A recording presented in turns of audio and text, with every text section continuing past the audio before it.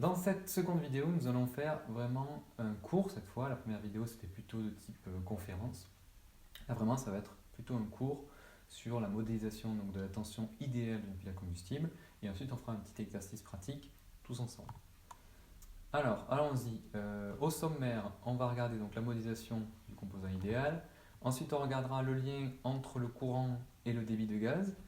Et une fois qu'on aura ce lien, ça nous permettra de faire des petits exercices pratiques, notamment en calculant la consommation d'un véhicule qui fonctionne avec une pile à combustible par exemple. Alors allons-y par modélisation de la tension idéale. On va se concentrer d'abord sur la modélisation du composant comme étant une source de tension, et ensuite on va essayer de calculer cette tension idéale que fournit une pile à combustible. Alors allons-y.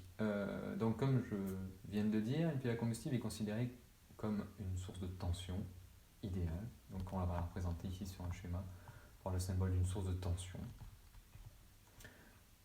que l'on va connecter par exemple à une charge, et c'est la charge qui va venir imposer le courant du circuit. Donc la pile à combustible vient imposer la tension et la charge vient imposer le courant. Bien sûr, pour rappel, dans un circuit électrique, aucun composant ne peut imposer à la fois la tension et le courant. Il y en a toujours un qui impose le courant et l'autre qui impose la tension. Ici, encore une fois, c'est la pile à combustible qui impose la tension et la charge qui vient imposer le courant. Et le point de fonctionnement se trouve entre les caractéristiques statiques des deux composants. Ça, c'est quelque chose que vous avez dû voir. On reviendra juste après sur la caractéristique statique de la pile. Et en ce qui concerne l'électrolyseur, c'est le contraire. Cette fois, c'est l'électrolyseur qui peut être considéré comme une charge. C'est lui qui va imposer le courant. Et à ces bornes, on viendra mettre une source de tension qui, elle, va imposer la tension du circuit. Voilà. Alors, maintenant, on va rentrer donc un peu plus dans cette modélisation, c'est-à-dire comment est-ce qu'on va calculer la tension idéale de cette pile à combustible, alors la tension à vide, c'est-à-dire à courant nul. Alors, on va utiliser cette équation que vous avez sûrement déjà vue en thermodynamique par exemple, qui est delta H égale delta G plus T delta S. Donc delta H, c'est l'enthalpie libre de la réaction. Donc c'est vraiment l'énergie totale que peut libérer la réaction. C'est-à-dire par exemple si on faisait réagir l'hydrogène à l'oxygène directement, ça va dégager de la chaleur. Et toute cette chaleur, c'est delta H. Et il se trouve que cette énergie dégagée peut être décomposée en deux quantités. Delta G, qui est énergie libre. Donc pour nous, ça va être considéré vraiment comme le travail utile. C'est vraiment ça qu'on peut convertir en électricité dans notre cas, et le T delta S qui va être l'énergie anthropique. Donc ça va être une perte pour nous dans notre cas, puisque nous ce qu'on va faire c'est de l'électricité, ça va être une perte sous forme de chaleur, mais on va voir que c'est une perte réversible et on va définir un peu cette notion de réversibilité. Qu'est-ce qu'on entend par là exactement? Donc voilà, encore une fois, l'énergie totale c'est delta H, elle se décompose en deux quantités, et nous ce qu'on voudrait récupérer, ce qu'on peut récupérer c'est le delta G, et on aimerait qu'il soit le plus proche possible du delta H, pour avoir le meilleur rendement possible. Et on va voir comment on peut calculer la tension du composant grâce à cette réaction. Donc la réaction est rappelée ici, en haut à droite. Et comme je vous ai dit, le delta G, c'est énergie électrique. Et il se trouve que si on divise cette énergie électrique par NF, c'est-à-dire N le nombre d'électrons échangés au cours de la réaction, et F la constante de Faraday, en coulomb par mol, il se trouve qu'ici on va se retrouver directement avec une tension, et on va considérer que c'est vraiment la tension idéale de notre composant. Alors pourquoi N est égal à 2? Pourquoi? Parce qu'il y a bien deux électrons échangés au cours de la réaction. Comme on a pu le voir dans la vidéo précédente, avec les deux demi-équations redox, on voit bien apparaître deux électrons qui s'échangent. Donc on a N qui est égal à 2, qui est sans unité, F qui est la constante de Faraday en coulomb par mol, delta G. Donc on va faire une petite analyse dimensionnelle pour se convaincre que ce qu'on a écrit est bien homogène à des volts, pour bien avoir une tension, pour bien que la tension réversible, E rêve, soit en volts. Alors, delta G sur NF, ça donne donc des joules par mol sur des coulombs par mol. Parce que N, encore une fois, est sans unité. Donc c'est vraiment les unités de delta G sur les unités de la constante de Faraday. Bon, les mols vont se simplifier, mais il se trouve que les joules, ce sont aussi des watts secondes. Et les watts, ce sont des volts ampères. Donc, des joules sur des coulombs, les joules deviennent des watts secondes, donc watts secondes sur des coulombs. Les watts deviennent des volts ampères, donc ça fait volt ampère seconde sur coulomb, et il se trouve que ampère seconde c'est homogène à des coulombs. Donc on se retrouve avec des volts, les coulombs se simplifient, il ne reste bien que des volts. Donc ce qu'on a écrit est bien homogène de tension. Et il se trouve que c'est comme ça qu'on calcule la tension idéale d'une pile à combustible. C'est vraiment la tension maximale qu'on peut atteindre étant donné que l'énergie totale générée par la réaction est décomposée en ΔG, T delta S. Donc T delta S, on ne peut pas le récupérer en électricité, donc on n'a que le ΔG. Et ça nous donnerait cette tension, donc E rêve. Alors il se trouve que cette tension dépend de la température et de la pression des gaz. Nous allons rentrer un peu plus dans le détail de cette équation dans une prochaine vidéo, donc dans un prochain cours. Ici, on va juste donner une valeur qui est très répandue, c'est la valeur à 25 degrés et 1 atmosphère, donc dans les conditions standards. E rêve vaut 1,23 volts dans le cas de pile à combustible. Donc ça, c'est aussi ce qu'on appelle le potentiel standard, donc qu'on retrouve pour toute équation électrochimique. On donne souvent le potentiel standard d'une réaction. Et bien ici, le potentiel standard de cette réaction-là, de H2 plus un demi de O2 donne H2O, pardon, et bien c'est 1,23 volts. Donc c'est un potentiel très connu. Voilà, donc voilà l'ordre de grandeur. Une cellule de pile à combustible, normalement en théorie, elle devrait pouvoir nous fournir ça, donc un peu plus de 1 volt. Alors maintenant, on va essayer d'aborder un peu plus la notion de réversibilité. Donc pour ça, on va être obligé de parler un peu plus d'électrolyseur. Alors, ici, on a tracé la caractéristique statique de notre composant idéal. On vient de dire que c'était une source de tension idéale qui fournissait 1,23 volts. Donc ça veut dire que dans un graphe tension en fonction du courant, eh bien, notre composant, il va fournir 1,23 volts, quel que soit le courant. Ça, c'est la définition d'une source de tension idéale. C'est-à-dire que quel que soit le courant, la tension reste toujours constante. Il n'y a pas de perte qui vient apparaître. Sauf que dans un composant réel, il va y avoir des pertes, donc on va considérer que toute cette zone-là, ici, donc en dessous de 1,23 volts, c'est une zone où globalement, il va y avoir de la chaleur à évacuer, parce qu'on fonctionne en pile à combustible. Et maintenant, attention, là le schéma se complexifie beaucoup, on va essayer de se concentrer ici, là. On reste sur le 1,23 volts pour l'instant, et on va imaginer qu'on amène de l'énergie électrique pour atteindre un potentiel de 1,48 volts. Alors pourquoi 1,48 volts? Parce que ça correspond au 1,23 volts plus T delta S sur 2F. Donc on a vu tout à l'heure que, si on revient sur l'équation, que le delta G sur NF c'est homogène à une tension, et bien de la même façon, T delta S sur NF c'est également homogène à une tension. Donc on imagine en fait qu'en rajoutant ces deux tensions, on se retrouve en fait à delta G sur NF. C'est-à-dire c'est la tension en fait maximale qu'aurait une pile à combustible s'il n'y avait pas T delta S en fait. Si tout le delta H était converti en électricité, ben en fait le potentiel à vide ça serait delta H sur NF. Donc delta H sur NF, du coup ça correspond à delta G sur NF plus T delta S sur NF. D'accord? Bon, N ici a été remplacé par 2.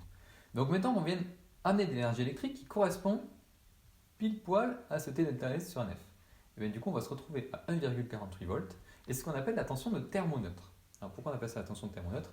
Parce qu'à cette tension-là, on n'a pas besoin d'apporter de chaleur au composant et il n'en génère pas non plus. On est vraiment sur le cas le plus optimal, disons, où l'énergie électrique qu'on apporte compense complètement le T delta S ici qui est nécessaire en électrolyse. Parce que du coup, pour rappel, pour préciser, en électrolyseur, on fournit l'énergie électrique et on fournit le T delta S. Mais on peut le fournir de deux façons. On peut le fournir par l'environnement, c'est-à-dire que c'est vraiment la chaleur de l'environnement qui va servir à ce que la réaction se fasse, ou on peut fournir ce T delta S en apportant de l'électricité. Donc ici, là, on a choisi de le faire, par exemple, en apportant de l'électricité, ou encore de la chaleur, et donc on se retrouve à 1,48 volts, et pile à cette tension-là, là, on n'a plus besoin d'apporter de chaleur, et le composant n'en génère pas non plus. On est vraiment ce qu'on appelle le point de thermoneutre. Et encore une fois, ce 1,48 volts, ça serait la tension vraiment maximale qu'on pourrait atteindre si en fait on n'avait pas le T delta S de perte. Et donc on va pouvoir calculer en fait le rendement théorique de notre composant, puisque la tension maximale qu'on pourrait atteindre, c'est le donc E thermoneutre, c'est delta H sur NF, et nous on n'a que delta G sur NF. Donc en fait, en faisant delta G sur NF divisé par delta H sur NF, ce qui revient à faire E réversible sur ETH, E thermoneutre, on tombe sur 0,83. Là, je vous passe les calculs, hein, mais ΔG et ΔH sont tout à fait calculables connaissant la réaction et les produits, les réactifs en présence et les produits. On peut tout à fait calculer cette EREV et ETH et faire ce ratio et on tombe sur 0,83. Ça veut dire quoi? Ça veut dire que le rendement théorique, déjà à la base, est de 83%. C'est-à-dire qu'on n'a que 83% de ΔH qui peut être converti en électricité dans un cas idéal. Donc voilà pour le rendement. Et encore une fois, j'insiste de nouveau du coup sur cette notion de réversibilité. En fait, le T-ΔS, il faut vraiment, encore une fois, se rappeler qu'un électrolyseur, il faut le fournir à l'électrolyseur. On peut le fournir de deux façons, soit avec de la chaleur, soit avec de l'électricité. Et en pilote combustible, ce T-ΔS va nous être fourni par la réaction, mais là on n'a pas le choix, il nous est fourni uniquement sous forme de chaleur. Mais à chaque fois, c'est vraiment la même quantité d'énergie que d'un sens on doit donner et d'un sens on récupère. C'est pour ça qu'on parle de réversibilité, parce que cette chaleur, dans un fonctionnement ou dans un autre, elle est à fournir ou à récupérer, mais c'est vraiment la même quantité à chaque fois dont on parle. C'est pour ça qu'on parle de perte réversible dans ce cas. Mais encore une fois, dans le cas d'un composant idéal. Sauf que dans un composant réel, on a plein d'autres pertes qui font qu'on ne récupère pas exactement. Ce qui est perdu en pile à combustible n'est pas forcément ce qui est généré en électrolyseur. Et on va revenir un tout petit peu, tant qu'on est sur ce graphe, sur donc comment va se définir le point de fonctionnement de notre circuit. Ça, c'est quelque chose que vous avez déjà dû voir. Et par exemple, si on venait connecter une résistance électrique, tout simplement, au bord de notre pile à combustible, donc une résistance, sa caractéristique statique dans un graphe tension-courant, eh bien c'est une droite, comme ça, comme ceci, une droite, puisqu'on a du coup la tension qui est proportionnelle au courant. Eh bien, le point de fonctionnement va se retrouver ici, là, à l'intersection entre cette droite et la caractéristique statique de notre pile à combustible, qui est ici, une droite horizontale à 1,23 volts. Donc, par exemple, le point qui serait ici, là, ben, ça va nous définir le point de fonctionnement de notre système. Donc, notre système va fonctionner à 1,23 volts, puisque ça, c'est notre source de tension qui le définit, et au courant qui est ici. D'accord? Donc voilà pour la tension idéale. Maintenant, nous allons aborder le lien entre le courant et le débit de gaz idéal. Alors, pour ce faire, on va faire un petit développement. En fait, on va faire l'analogie entre énergie libre et énergie électrique. Donc, énergie libre, c'est le ΔG. On va considérer donc que c'est l'énergie chimique qui correspond directement à l'énergie électrique. Ou encore, c'est là que bon, c'est pas extrêmement rigoureux, mais on va pouvoir faire le passage entre énergie et puissance. Donc on aura de la puissance chimique d'un côté, entre guillemets, et de la puissance électrique de l'autre côté. Donc ici, on a juste à diviser par le temps pour passer de l'énergie à la puissance. Et il se trouve que la puissance chimique, on va pouvoir l'écrire de cette façon, ΔG fois le débit molaire d'hydrogène. Alors ΔG, on a mis les valeurs absolues pour ne pas s'embêter avec le signe. Et de l'autre côté, on va se retrouver avec une puissance électrique. Donc ça c'est complètement intuitif pour des électriciens, c'est la tension fois le courant. Et on a dit que la tension de notre composant, c'était EREV, donc c'est EREV fois I. Alors maintenant, on va essayer de se convaincre que ce ΔG fois J, ben, c'est bien homogène à une puissance, c'est bien des watts.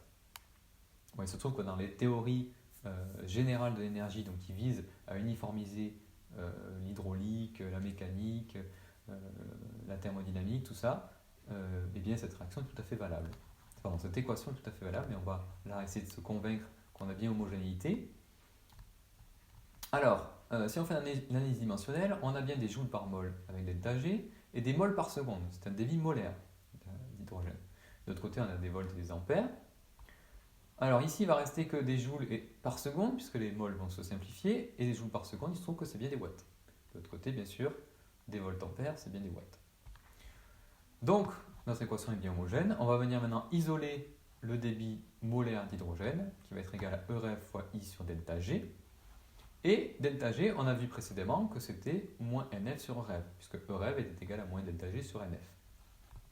Donc les EREV vont se simplifier dans l'équation, et il va nous rester le débit molaire est égal au courant de la pile sur NF, tout simplement.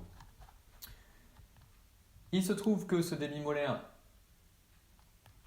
est égal à 2 fois le débit molaire d'oxygène, puisque dans la réaction, on a H2 plus un demi de O2 donne H2O.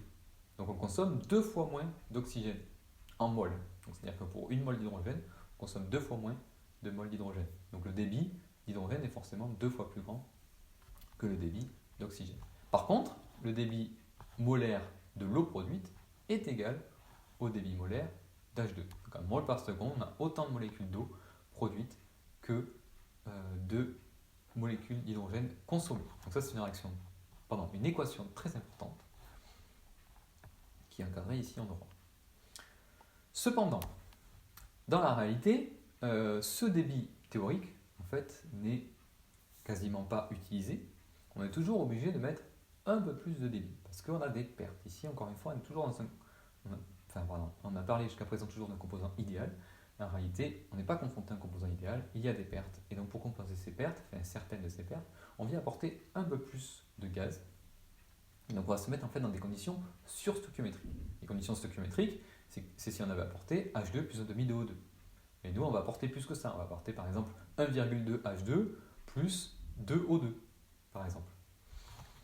Tout ça pour espérer avoir au final la même quantité d'eau que si on avait fait H2 plus 1,5 de O2. D'accord ? Alors, le débit réel de gaz, donc, il est toujours supérieur ou égal au débit théorique. Et en fait, on va venir donc multiplier le débit théorique, donc qui est J sur NF, comme on vient de le voir, par un coefficient, lambda, ici, qu'on va appeler le coefficient surstoichiométrique, qui est toujours supérieur ou égal à 1. Et donc, pour définir ce lambda, on peut écrire qu'il est égal au débit réel de gaz que l'on amène sur le débit idéal. Donc il est toujours supérieur ou égal à 1. Allez, on continue la dernière partie, exercice. Alors, nous allons voir comment calculer la consommation d'un véhicule qui fonctionne avec une pile à combustible. Encore une fois, un véhicule idéal avec une pile à combustible idéale.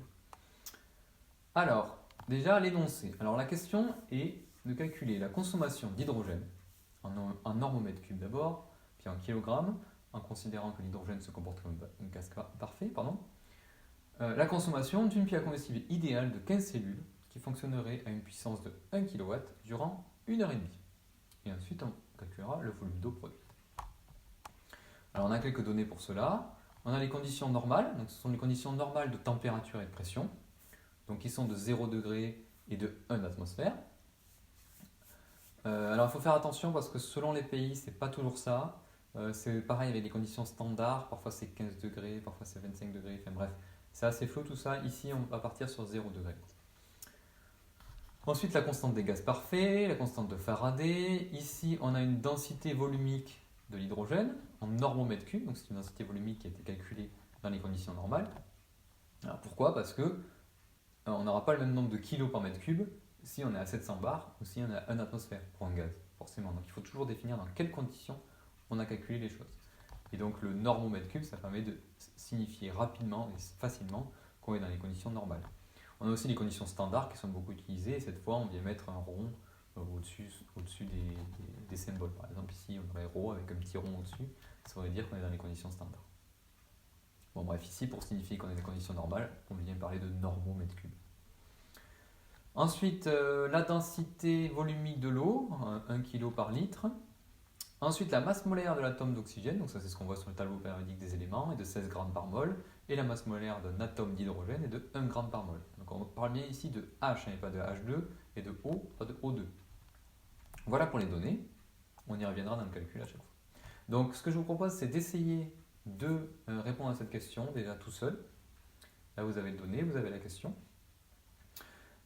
Et ensuite, vous regardez la correction. Alors, on va attaquer la correction. Donc j'espère que vous avez essayé tout seul. Et l'idée, c'est que là, même pendant la correction, vous pouvez faire pas à pas. C'est-à-dire que vous pouvez regarder la correction, par exemple si vous étiez bloqué, vous regardez la correction, et ensuite vous arrêtez la vidéo et vous essayez de reprendre tout seul la suite. Ce serait quand même le mieux, hein, on se souvient toujours plus quand on y a bossé un peu tout seul dessus.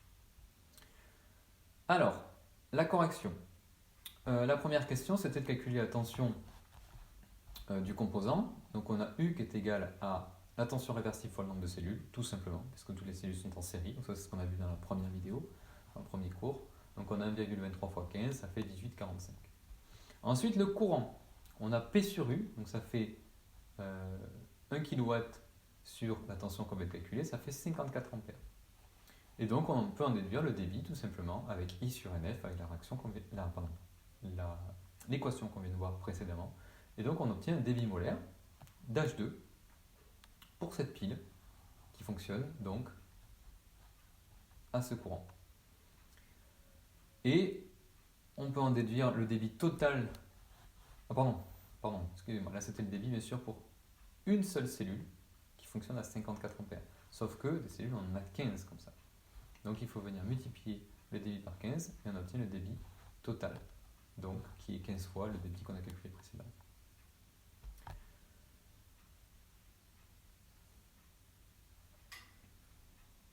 Ensuite, le nombre de moles d'hydrogène.